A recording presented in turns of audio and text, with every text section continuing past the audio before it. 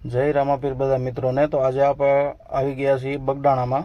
તો હું તમને બજરંગદાસ બાપાના દર્શન કરાવું, મંદિરના દર્શન કરાવું અને રસોઈ કઈ રીતે બને છે એ બધું તમને બતાવું। જો ભાઈ દિવ્ય અને ભવ્ય બજરંગદાસ બાપાનું મંદિર છે। ગુરુ પૂર્ણિમા હતી એટલે લાઇટ ડેકોરેશન એક નંબર કરેલું હતું, તમે જોઈ શકો છો। જો ભાઈ હવે આપણે જવાનું છે મેળામાં, તો હું તમને મેળો બતાવું। કપડાની ને રમકડાની તો તમે ભાઈ વાત જ જવા દો, એટલા અહીંયા રમકડા અને કપડાં વેચાતા હતા અને હાવ પાછા સસ્તા।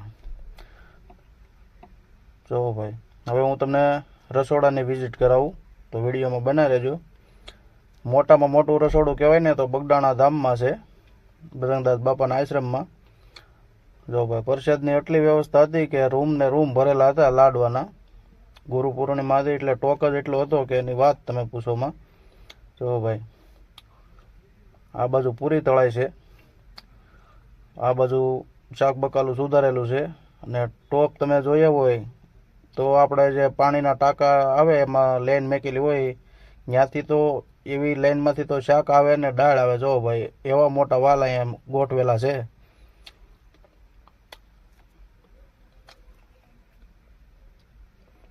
તો જો ભાઈ તેલના ટાંકા, આપણે પાણીના ટાંકા હોય એવા તો અહીંયા તેલના ટાંકા છે મોટામાં મોટા। લાખો માણસો બેસીને જમી શકે એવી ડાઇનિંગની વ્યવસ્થા છે। તો ચાલો બધા પ્રસાદ લેવા। વિડીયો સારો લાગ્યો હોય તો લાઇક, શેર ને કમેન્ટ કરજો। જય બજરંગદાસ બાપા, જય રામા પીર।